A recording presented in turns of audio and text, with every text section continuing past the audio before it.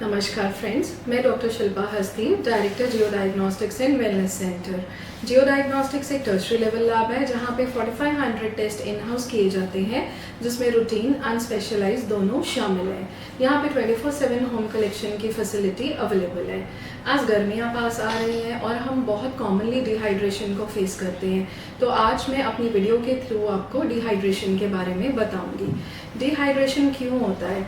Body एक balance maintain करती है। हम जितना पानी पीते हैं या किसी भी फॉर्म का फ्लूइड लेते हैं और कितना पानी बॉडी से स्वेटिंग के थ्रू, यूरिनेशन के थ्रू या स्टूल्स या बाकी रास्तों से निकलता है। जब वो बैलेंस बिगड़ता है तो हमें डिहाइड्रेशन के सिम्टम्स आते हैं और इनकी सिवेरिटी डिपेंड करती है हम उसको रिफिल कितनी जल्दी करते हैं और इम्बैलेंस कितना ज़्यादा है। मतलब कि बॉडी से पानी का जो बाहर निकलना एक्सक्रीशन है वो ज़्यादा है देन द फ्लूइड इनटेक। अब इसके रिस्क ग्रुप्स कौन से होते हैं जिनको कॉमनली डिहाइड्रेशन हो सकता है? छोटे बच्चे, इन्फेंट्स एंड न्यूबॉर्न्स। गर्मियों के समय हमें उनका फ्लूइड इनटेक का ध्यान रखना चाहिए। बुजुर्ग लोग, ओल्ड पीपल होते हैं, न्यूबॉर्न्स एंड इन्फेंट्स, ये डिहाइड्रेशन को जल्दी प्रोन होते हैं। थोड़ा सा भी एक्सेसिव स्वेटिंग या फ्लूइड इनटेक का ध्यान ना रखें तो डिहाइड्रेशन इनमें जल्दी डेवलप होती है और कई बार बहुत रिस्की एंड फेटल भी हो जाती है। ओल्ड पीपल और या बुजुर्ग लोग जो कि बेड रिडन है या जो अपने इनटेक का ध्यान नहीं रख पाते या सिडेंट्री हैं because of any chronic illness.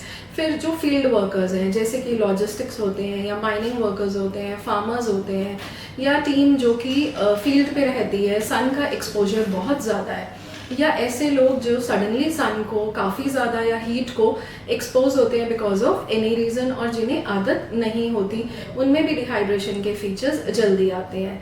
अब डिहाइड्रेशन की कॉजेज़ क्या होती हैं? पहला होता है प्रोफ्यूज स्वेटिंग या फिर डायरिया 3 दिन से ज़्यादा हो या फिर बहुत ही प्रोफ्यूज लिक्विड डायरिया हो, आप डॉक्टर को कंसल्ट नहीं कर पा रहे या आप अपना फ्लूइड इनटेक नहीं ले पा रहे जितना कि लेना चाहिए। एक्सेसिव यूरिनेशन, सपोज आप डायबिटिक हैं या आप अनडायग्नोज डायबिटिक हैं और आप बार बार यूरिनेट करते हैं एंड आपका इनटेक उतना नहीं हो पा रहा, तभी you can have simple features like weakness because of dehydration और any other disease which is associated with dehydration has to be taken care of. अब इसके अलार्मिंग सिम्टम्स क्या होते हैं? इन्फेंट्स या बच्चों में अगर 3 घंटे से ज़्यादा आपको डायपर वेट नहीं मिला तो it's pointing towards dehydration. You have to be watchful and consult your paediatrician if required. अगर उनकी ड्राई टंग है, ड्राई टीयर्स है, बच्चा एक्सेसिवली इरिटेबल है, क्राइंग है, so you have to see for that. There is a soft spot on the skull, वो देखना है अगर वो डिप्रेस हो गया है या फिर बहुत ज़्यादा वॉमिटिंग हो रही है। अडल्ट्स में इसके फीचर्स क्या होते हैं? डार्क यूरिन आना, fatigue, dizziness, even fainting can be one of the features. कई बार बहुत ज़्यादा डिहाइड्रेशन से इलेक्ट्रोलाइट इम्बैलेंस होता है और सीजर्स की तरह भी ये प्रेजेंट करता है। डिहाइड्रेशन के लिए आपको किन चीज़ों का ध्यान रखना चाहिए गर्मियों में? आप ORS जैसे लिक्विड्स ले सकते हैं। आप घर में एक नॉर्मल नींबू पानी बना के बॉटल में कैरी कर सकते हैं, लस्सी कैरी कर सकते हैं, plain water, coconut water. But diabetics इसके लिए सतर्क रहें कि वो कोकोनट वाटर अपने फिजिशियन से पूछे बिना ना लें बिकॉज इससे पोटेशियम राइज होता है डायबिटिक्स में।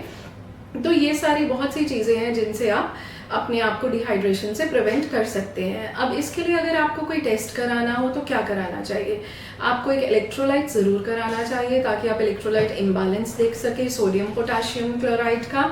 आपको CRP कराना चाहिए ताकि आप रीज़न पता कर सके कि कोई इन्फेक्टिव डायरिया तो नहीं है। आपको स्टूल रूटीन और स्टूल कल्चर कराना चाहिए देखने के लिए कि कौन से ऑर्गेनिज्म या ओवा या पैरासाइट की वजह से आपको ये डायरिया हो रहा है और डिहाइड्रेशन इसको डेवलप हुई है। तो ये सारे टेस्ट जियो डायग्नोस्टिक्स में अवेलेबल हैं, इनकी होम कलेक्शन फैसिलिटी भी अवेलेबल है। इसके रिगार्डिंग आपकी कोई भी क्वेरी हो आप हमारे website, FB page, Insta page पे हमें अप्रोच कर सकते हैं। युग युग जियो विद जियो डायग्नोस्टिक्स।